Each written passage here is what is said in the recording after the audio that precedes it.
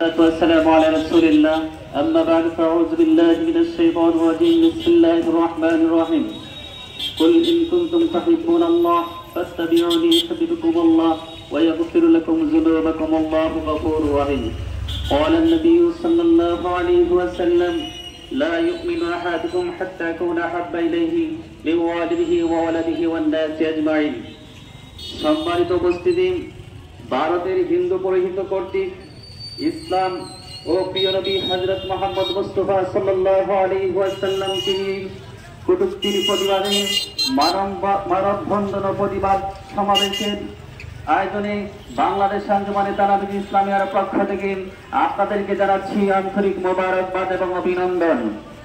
আমরা এখানের মধ্যে একত্রিত হয়েছি একটা কথাই বলবো, অনেক আলোচনা হয়েছে, আমরা একটা কথাই বলবো, আমাদের প্রিয় নবী, আমাদের কলিজার টুকরা, আমাদের হায়াতুন নবী, জিন্দা নবী, নবী মুহাম্মদুর রাসূলুল্লাহ সাল্লাল্লাহু আলাইহি ওয়াসাল্লামকে যদি আল্লাহ পাক রব্বুল আলামিন সৃষ্টি না করতেন, तमाम পৃথিবীর মধ্যে যা কিছু আছে কোনো কিছুই সৃষ্টি করতেন না। আমাদের প্রিয় হাবিব সরকারে দো আলম নবী মুহাম্মদুর রাসূলুল্লাহ সাল্লাল্লাহু আলাইহি ওয়াসাল্লাম আমাদের জানের জান কলিজার টুকরা, আমাদের নবী রাহমাতাল লিল আলামিনের কে নিয়ে যারা কটূক্তি করেছে, আমরা তার প্রতিবাদ এবং তীব্র নিন্দা এবং প্রতিবাদ জানাচ্ছি। একটা কথাই বলবো, আল্লাহর নবী সাল্লাল্লাহু আলাইহি ওয়াসাল্লামকে নিয়ে যারা কটূক্তি করেছেন, যারা কটূক্তি করতেছেন, ভারতের সেই কুখ্যাত কুলাঙ্গার, আমরা তাদের নাম নিতে চাই না, এই কুখ্যাত কুলাঙ্গার ভারতের মধ্যে থেকে আমাদের প্রিয় নবী হযরত মুহাম্মদ মুস্তাফা সাল্লাল্লাহু আলাইহি ওয়াসাল্লামকে নিয়ে কটূক্তি করে নাই, গোটা বিশ্বের মুসলিম মুসলমানদেরকে উপর কলিজার মধ্যে আঘাত করেছে। কথা বলুন ঠিক কিনা? আমরা একটা কথাই বলবো, ভারতের সেই সরকার, মোদী সরকারকে বলবো, এবং যারা বিজেপির সেই নেতা যারা এই সমর্থন করেছে এবং রাসূল পাক সাল্লাল্লাহু আলাইহি ওয়াসাল্লামকে যে কটূক্তি করেছে, তাকে যদি আইনের সর্বোচ্চ আইনের আদালতে না নিয়ে যদি তাদেরকে শাস্তি না দেওয়া হয়, এই বাংলাদেশ নয় তথা বিশ্বের মুসলমান কখনো ঘরে বসে থাকবে না। কথা বলুন ঠিক কিনা?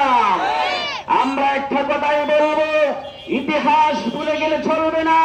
যারাই অতীতে ইসলামের বিরোধিতা করেছে, আল্লাহর নবীদের বিরোধিতা করেছে, ফেরাউন মূসা আলাইহিস সালাতু ওয়াস সালামের বিরোধিতা করেছিল, এই ফেরাউনকে আল্লাহ বাঁচতে দেন নাই, এই ফেরাউনকে আল্লাহ পাক ধ্বংস করে দিয়েছিলেন। কথা বলুন ঠিক কিনা?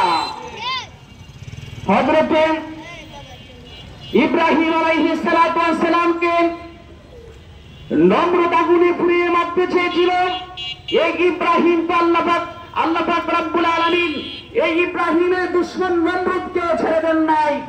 এমনি ভাবে আল্লাহর নবীর সঙ্গে যারা অতীতে দুশমনি করেছে, গুস্তাখি করেছে, আল্লাহর নবী সাল্লাল্লাহু আলাইহি ওয়াসাল্লামের শানে যারা বেয়াদবি করেছে, আল্লাহ পাক তাদেরকে কখনো ছাড় দেন নাই। এই বিশ্বের মুসলমান, এই গোটা বিশ্বের মধ্যে যতদিন মুসলমানরা জীবিত থাকবে, পুরো কুলাঙ্গারের বাচ্চা আল্লাহর রাসূলের শানে যদি কোনো বেয়াদবি করে, বিশ্বের মুসলমান সেটা কখনো বরদাস্ত করবে না। কথা বলুন ঠিক কিনা?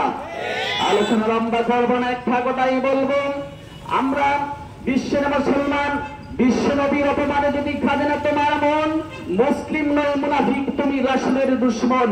এই কথা ব্যক্ত করে আমার সংক্ষিপ্ত বক্তব্য এখানে শেষ করছি। যারা যারা আজকের আয়োজন করেছেন, যারা আজকের সহযোগিতা করেছেন, এখানের মধ্যে যারা এসেছেন, সকলকে আন্তরিক মোবারকবাদ অভিনন্দন জানিয়ে আমার সংক্ষিপ্ত বক্তব্য এখানে শেষ করছি। আসসালামু আলাইকুম ওয়া রাহমাতুল্লাহি ওয়া বারাকাতুহু।